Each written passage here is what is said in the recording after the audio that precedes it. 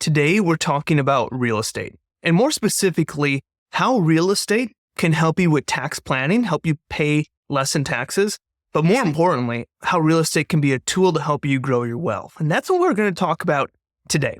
Now, we have done a deep dive into real estate on a bunch of different topics in previous series, previous episodes. So I recommend you check that out at taxsavingspodcast.com/real estate. What we're going to do today is do a high level kind of overview, overhead look at this idea of utilizing real estate to not only grow your wealth, but save taxes as well. So we're going to do a high level overview, but I recommend that after you watch today's episode, after you listen to today's episode, you dig into that full deeper dive that we did on each of these various different topics and intricacies when it comes to investing in real estate.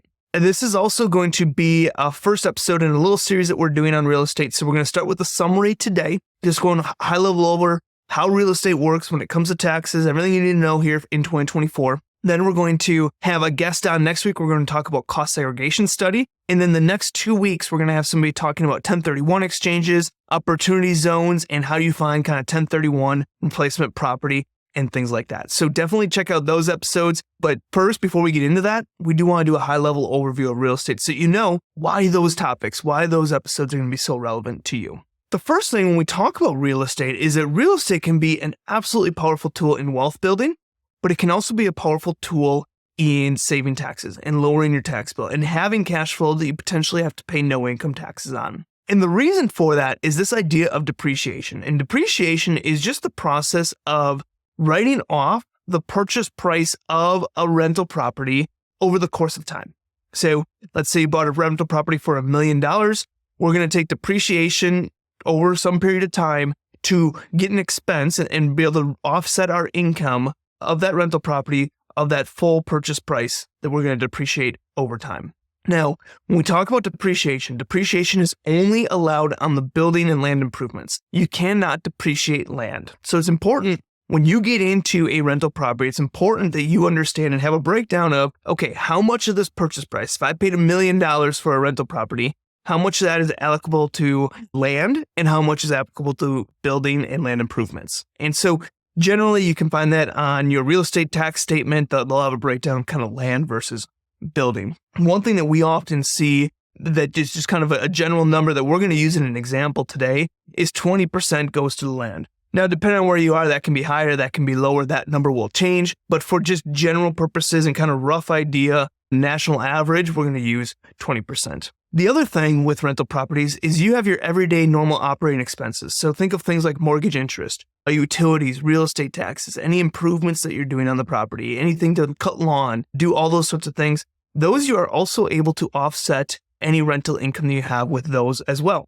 So when we talk about rental properties, you have depreciation, which is going to be an expense and an offset of income. And then you're going to have your normal operating expenses. And then if we go even deeper into this, you can use strategies that we talk about for business owners. You can use them in rental properties as well. So think of things like hiring your kids. Maybe you're visiting a rental property and you're traveling to go there. Maybe you're doing some work on it. You're staying there. You have travel costs associated with that. You're meeting with people. You have different things. So we can also tie in a lot of the strategies that we use for business owners. We can tie in if you have a rental property. And so that's kind of the beauty behind a rental property. Oftentimes, a rental property will cash flow, be positive cash flow where you have more money coming in from the rental of it than money going out. But on paper, it's going to be a loss. And that's because of that idea of depreciation. Now, a lot of times in the early years of a rental property, a lot of people say, hey, can I use losses from that rental property to offset my W-2 income or my business income? And that's where a lot of people run into issues.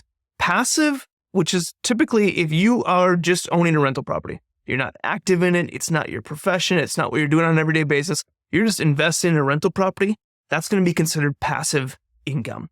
And passive income cannot be used to offset ordinary income or W-2 income or business income. So we have to kind of separate your activities. We have your business income, your W-2 income on one side, and then we have your passive income, your passive activities on the other side. And so if you have a loss in passive activities, generally stating, you cannot use that to offset your business income or your W-2 income. And that poses a problem because what if you invest in a rental property that has a loss, but now you can't use that loss? Well, good thing is that loss is going to carry forward. So if you can't use the loss this year, first off, you're likely cash flowing that property and you have a loss. So that means you're creating income, you have positive cash flow, but you're not paying taxes on it because you have a loss that's offsetting that. If you have a loss, that can then be carried forward. And next year, you're going to generate income and there's not going to be any taxes on it because, again, you're using some of that loss to carry forward. So that's not necessarily a bad thing, but it is something that when people try to use real estate as a tax strategy to say, hey, I'm going to offset my W-2 income or I'm going to offset my business income, they can't necessarily do it with real estate losses if they don't meet some thresholds. So let's talk about how you might be able to use passive losses to offset your ordinary income. There's kind of three main ways to do that. First off, you can qualify as an active real estate investor. And this is relatively easy to qualify for. The only thing is that you only get a max loss that you can use to offset ordinary income of $25,000.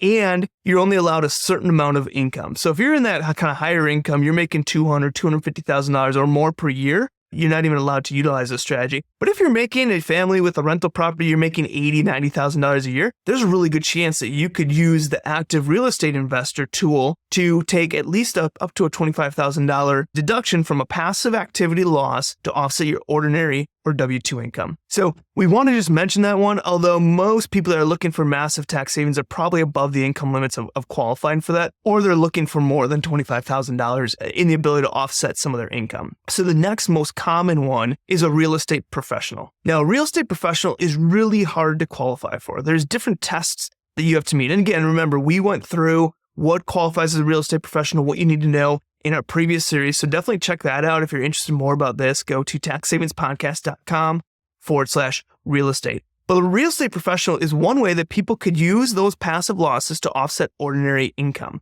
And most commonly, when we see people utilizing the real estate professional strategy, most commonly you have a spouse that's a big-time W-2 earner or a big-time business owner, and then you have the other spouse that's going to qualify as a real estate professional. So you might have high income from this W-2 earner, this business owner, and then you have a spouse that's not in the business and doesn't have a W-2 income that can qualify as a real estate professional. And that spouse is going to get into real estate, become that real estate professional, and be able to use losses from that to offset the ordinary income of their other spouse. So most commonly, when we see people utilizing the real estate professional strategy that are also business owners or high W-2 income earners, it's their spouse that's qualifying. So when we look at, okay, we have a passive loss. Is there any way that we can use this to offset our ordinary income? First one is active real estate investor. Again, we have more details on both of these in our detailed program. But then we also have a real estate professional. Those are two ways that you could use it, potentially use a passive loss to offset W-2 income, business income.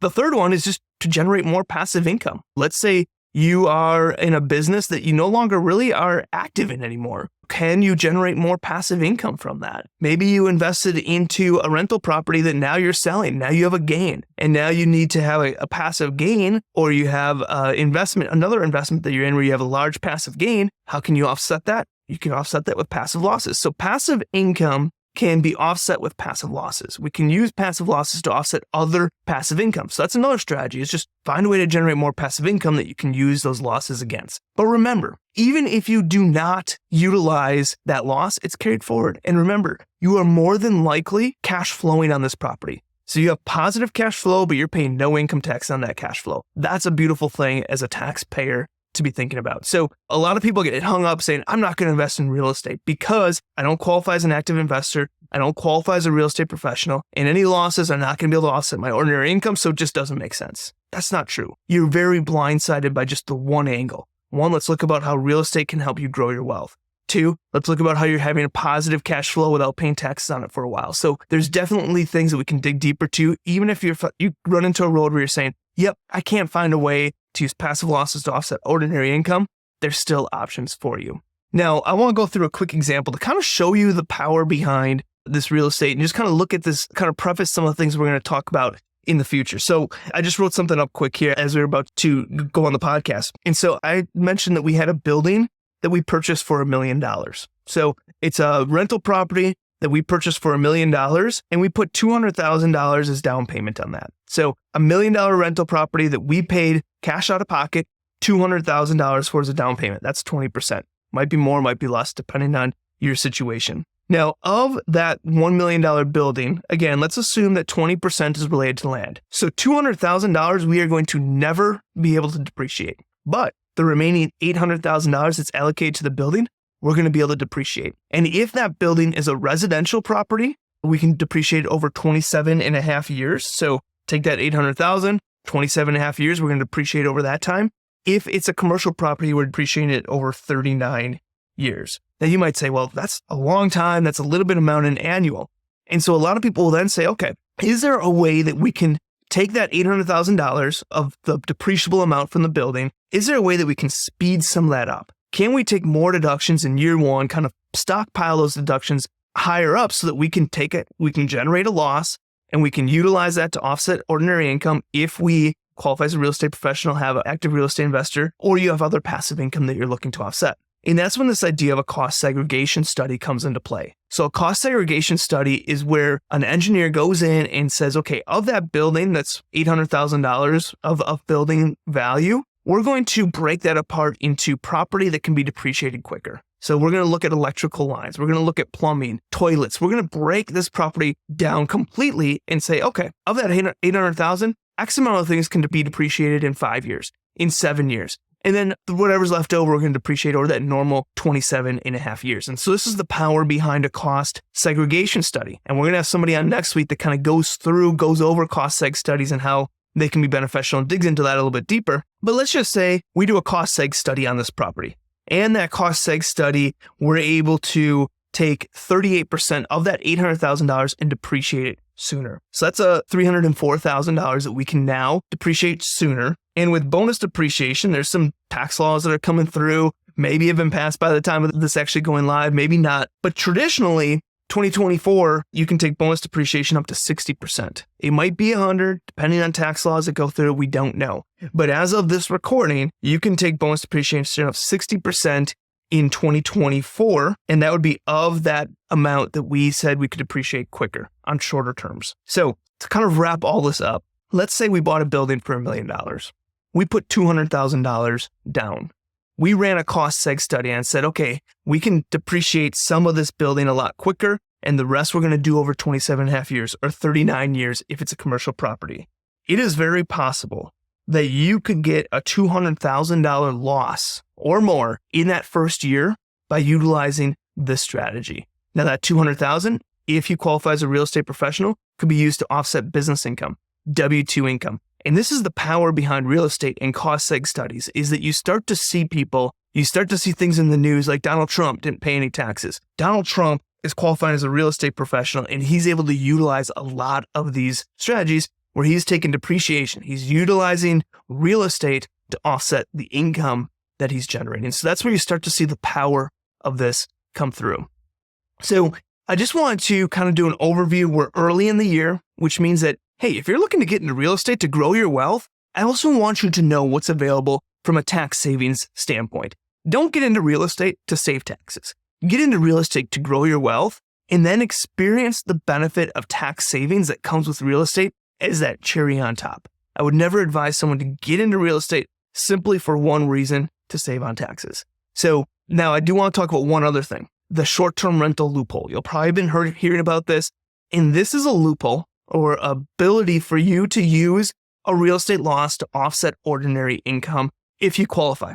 Now again, we need to make sure we're doing these things right. We need to make sure we're doing everything correctly, but there's the ability where if you had a short-term rental, now to qualify as a short-term rental, it has to be rented for 7 days or less on average. So you would look at your total rental days and the total amount of rents. And if the average rental period was 7 days or less, it would qualify as a short-term rental. And if you have a property that qualifies as a short-term rental and you materially participate and meet other tests, you could use a loss from that property to offset ordinary income and W-2 income without having to qualify as a real estate professional. So this is kind of a loophole that was put in there that a lot of people are saying, okay, I'm going to go out and buy that $1 million property. I'm going to buy that $1 million property, turn it into a short-term rental, maybe an Airbnb, maybe a VRBO, whatever it might be. And I'm going to see that $200,000 loss or whatever it calculates out to be. And I'm going to utilize that to offset business income, W-2 income. And there's some power behind that. Now, again, it's not as easy as just going by an Airbnb and then plug it and play.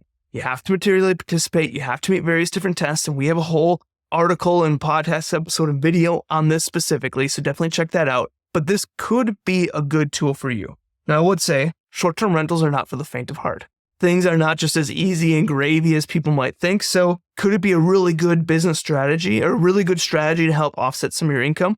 Yeah, but again, make sure you're getting in it for the right reasons. Do we want to be into short-term rentals? Do we like short-term rentals? Do we want to get into that space? If the answer is yes, great. A great wealth building opportunity. The cherry on top is we can offset some of our business income, our W-2 income. So don't get into tax strategies simply for the tax savings, or don't get into real estate simply for the tax savings. Make sure it's a combination of both wealth building and the tax savings. Now, one other thing I want to talk about is if you're a business in real estate, we're talking about this passive versus ordinary, things like that. Let's say you're a business in real estate. You're a builder, you're an electrician, you're a realtor, you're a broker, you're a business that's involved in real estate. That's going to be ordinary income. That's going to be active income. So the whole passive loss and those types of things is not related for you that are in business of real estate. We're mainly talking about rental properties, things like that, when we're talking about this passive side. So if you're a business in real estate, again, in the construction space, you're a builder, you're a architect, you're a contractor, electrician, plumber, whatever it might be, and you have a business that is doing well. We typically say profiting of $40,000, $50,000 or more.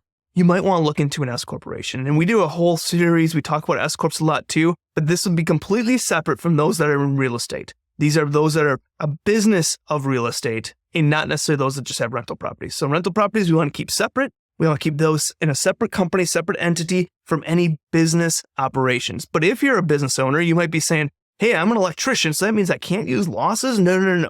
If you're an electrician, you're in the business of an electrician. You may be happy to be in the real estate space, but you're in the business of being an electrician. That's going to be active income, ordinary income. And if your profit's in that $40,000, $50,000 or more mark, you might want to check out an S corporation, which we dig deeper into. You can find our full series on S corporations at taxsavingspodcast.com/S corp. Finally, I want to talk about exit strategies. Because when we talk about real estate and we talk about all this depreciation that we're taking, there's going to come a time where we have that rental property that we might want to sell. And if we want to sell something that we've just taken a bunch of depreciation on, there's going to be a gain. There's going to be a taxable gain there. And then we're going to run into tax issues on the back end. And there's a lot of exit strategies that are available to those that are in real estate. The most common one is 1031 exchanges. We're going to have somebody on in 2 weeks and the week after that to talk about 1031 exchanges, opportunity zones, and kind of dig deeper into that area. You're not going to want to miss this, especially if you're in real estate. It's good to know what options are available to you. There's other exit strategies that we talk about with any kind of thing, charitable trust, things like that. But if you're looking at a big gain, definitely check out our software Tax Helm. We go through a lot of these kind of exit strategies, more advanced planning if that gain's going to be bigger. And you can find that at TaxElm, TaxElm.com. So I want to kind of just wrap up this conversation today about real estate. Just understanding that real estate can be a powerful tool to not only growing your wealth, but also saving you in taxes. And it's a combination of the two. We don't get into real estate for tax savings. We get into real estate because we want to grow our wealth. And hey, it comes with this added benefit of tax savings. And the reason why we're able to save taxes and offset some income in certain scenarios is this idea of depreciation. Depreciation is where we're taking the cost of this property that we've purchased and we're using as a rental property, and we're taking that cost and getting an expense for it over time, even though we might not have out-of-pocket down payment out on all of it. We might have took a massive loan on this, but we're still getting over time a deduction for that full cost, less any kind of land. So depreciation can be a powerful tool when it comes to real estate. You also have your normal operating expenses. So you have utilities, you have the various things that you're doing, mortgage interest, real estate taxes. You have all these normal operating expenses that's going to be, obviously, get to use that to offset any income from that property. And then you can utilize a lot of the same strategies we talk about with business owners, taking advantage of travel, taking advantage of meals, looking at hiring your kids. Maybe your kids are going to do some things for your rental property. So there's a lot of opportunities that opens up the door for those W-2 incomers out there. There's a lot of opportunities we talk about that are specific to business owners that really do play in a lot to this idea of a rental property. Now, it's important to know that if you have a loss from a rental property is considered a passive activity. W-2 income, business income is considered an active activity. A normal operating business, that's active income, ordinary income. And you cannot use passive income to offset ordinary income. So if you go out and buy this rental property and you have a big loss in year one, You can't take that loss to offset the business income that you have, to offset the W-2 income you have, unless you meet a couple different things. And those would be active real estate investor. Now, this starts to phase out if you are above certain income, and it does have a max, or a real estate professional. And the real estate professional can be one of the more powerful tools. We talk about this in detail in a separate episode, but a real estate professional, if you have a spouse that can qualify as a real estate professional, can be a really good tool to offset the business income or high W-2 income from the other spouse. A lot of details that have to be met for a real estate professional. It's not as easy as just saying, yep, I am a real estate professional. A lot of things that need to be done to qualify for that. So make sure we're doing that correctly. And we do have training on that within TaxSum. We have deep dives into that as well. The other thing is even if you can't use that loss, you can use it carrying it forward. So the best thing I would say is some people say, well, this sucks. I can't use my loss to offset any of my business income or W-2 income because I'm not a real estate professional. My spouse isn't a real estate professional. I phase out of the real estate investor option as well. And the only thing I would say is that, okay, let's say you have a property that you bought for $1 million and you're getting $3,000 a month of income from that. So that's $36,000 of income per year. Now you have depreciation that you're using to offset that $36,000. You have your normal operating expenses. And so let's take operating expenses out of it. Let's say that property is cash flowing $25,000 per year or more, but let's just use that as an easy number. Well, you're using depreciation to offset that $25,000 because you have a loss now. So you just cash flowed $25,000, but you're not paying taxes on it because you have depreciation that's reducing that. And guess what? That loss that you maybe have gets carried forward to future years. So in future years, when you have that passive income, guess what? We're not paying taxes on it. And so that's the power behind real estate, is that even if you can't qualify as a real estate professional, even if you can't qualify as an active investor, and you can't use your losses to offset your W-2 income, your business income, you're still cash flowing without paying taxes on it. We also talked about that short-term rental loophole and how this is potentially a way that you could use a rental property to offset your ordinary income, your business income, your W-2 income, if you have a short-term rental property where the average stay is less than 7 days. The biggest thing here is you must materially participate and you have to meet tests. And this is not just as easy as, again, just saying, yep, I materially am part of this. No, there's some very specific things you need to do, and you need to make sure that you're doing it correct. Again, this is for rental properties. What we're talking about for majority today is for those rental properties, those that maybe have a commercial property, a single family, a multifamily, an apartment building, whatever it is, rental properties, which is traditionally going to be more on that passive side. If you're simply in the business of real estate, where you're an electrician, you're a construction, you're a real estate agent, that's all active income. That's business income. That is not what we're talking about today. When we're talking about passive income, we're talking about rental properties. If you're in the business of this, that's your day job, is real estate, broker, agent, you're in a contractor of some sort. That's a business, and you're going to want to follow much of the other topics we talked about on the podcast,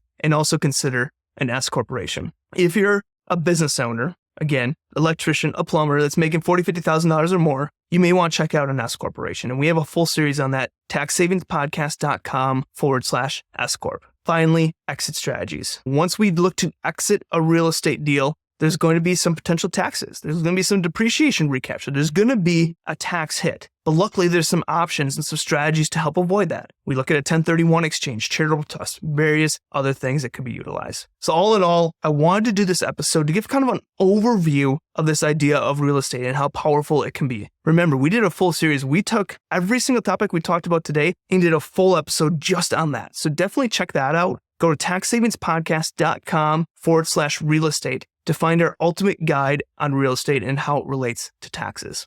Now, one final thing before I go. Next week, we're going to have somebody on that's going to talk about a cost segregation study. What are they? What do they mean? How do they work? I briefly went over that today, but they're going to deep dive into it next week, where we talk about the powerful behind a cost segregation study, comboing it with this idea of real estate. Then the next 2 weeks after that, we're going to be talking about 1031 exchanges, which is an exit opportunity if you have real estate. We're also going to be talking about opportunity zones and some replacement property options when we talk about 1031 exchanges. So definitely check that out as we do this kind of mini series on real estate. And again, we wanted to start out today with a high-level overview about the things you need to know about real estate. And if you want to dive deeper into the items we talked about today, go to taxsavingspodcast.com/real estate. I want to thank you for listening to another episode. I'm excited to continue this conversation over the next few weeks about real estate and the power behind it. And I hope that if you're looking to grow your wealth and you're looking to save taxes in this year, that you at least consider the possibilities of real estate being part of your investment portfolio this year. Thank you for listening to another episode.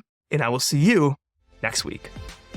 This has been another episode of the Small Business Tax Savings Podcast. If you enjoy our weekly episodes, please leave a review and share with other business owners. You can find previous episodes and more information at www.taxsavingspodcast.com. Thanks for listening and have a great day.